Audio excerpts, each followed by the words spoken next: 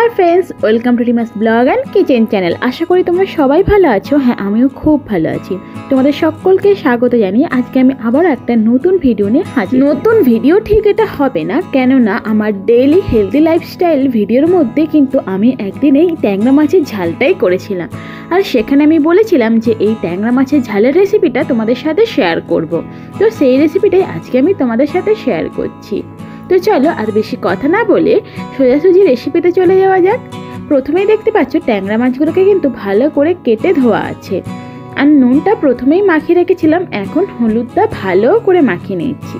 আর এই যে এখন দেখাচ্ছি প্রতিটা ট্যাংরা মাছেই কিন্তু অনেকটা করে ডিম ছিল, যার জন্য ট্যাংরা মাছটার স্বাদ কিন্তু অনেকটা ভরপুর ছিল।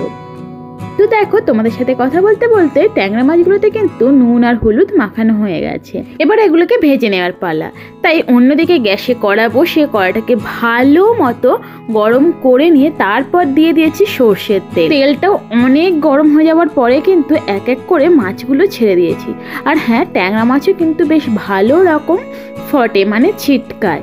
সেই জন্য আমি অন্যরকমভাবে একটু মাছটা ভাজি, যাতে এই গরম তেলটা গায়ের মধ্যে ছিটকে না চলে আসে। শুধু ট্যাংরা মাছ নয়, যে যে মাছগুলো একটু বেশি ছিটকায় সেই সব মাছের ক্ষেত্রে কিন্তু আমি এইরকমভাবেই মাছটা ভাজি।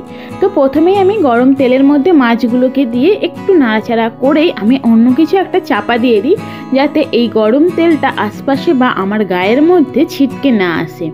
এতে কিন্তু মাছ কোনো রকম ভেঙে যাওয়ার সম্ভাবনাই থাকে না, খুব ভালোভাবেই মাছটা কুক হয়। আর তার থেকে বড় কথা, তুমি কিন্তু এই গরম তেল যে গায়ে ছিটকে আসে তা থেকে যে বড় বড় ফসকা হয় সেগুলো থেকেও কিন্তু অনেকটা রেহাই পায়। একটা ব্যাচের মাছ ভাজা হয়ে গেল, আমি এখানে সেকেন্ড ব্যাচটা দিয়ে দিচ্ছি, আর একইভাবেই কিন্তু মাছগুলো ভেজে নিচ্ছি।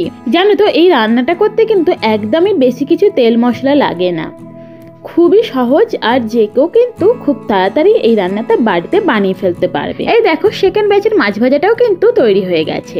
এবার ওই মাছের তেলের মধ্যে দিয়ে দিলাম 1 চামচ কালো জিরে। কালো জিরেটা একটু ভাজা হয়ে যখনই একটা দারুণ গন্ধ আসবে তখনই দিয়ে দেব কাঁচা লঙ্কা চেরা। তোমরা কিন্তু চাইলে এই রান্নাটাতে কাঁচা লঙ্কার বদলে গুঁড়ো লঙ্কাও ব্যবহার করতে পারো, তবে কাঁচা লঙ্কা দিলে এর স্মেলটা আরও দারুণ আসে। এবার দিয়ে দিলাম কাজু, পোস্ত, চালমগজের বাটা। মশলাটা দিয়ে তেলের মধ্যে একটু নাড়াচাড়া করে হালকা ফ্রাই হয়ে আসলে দিয়ে দেব সর্ষে বাটা। এই সমস্ত মশলাগুলোকে নিয়ে একটু নাড়াচাড়া করতে থাকবো, মানে মশলাগুলো একটু ভেজে নেব।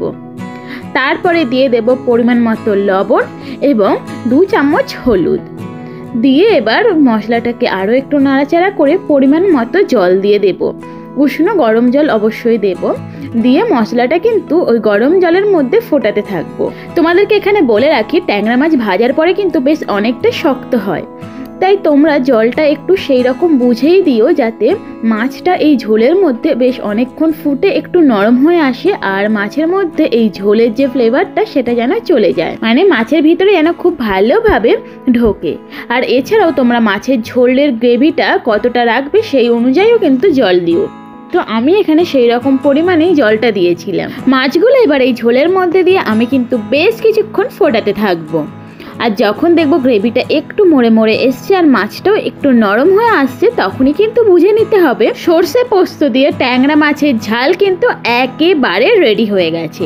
কি খুবই সহজ না এই ট্যাংরা মাছের সর্ষে পোস্তর ঝালটা? শুধু যে রান্না করতে সহজ তা না, এটা কিন্তু স্বাদেও অনবদ্য।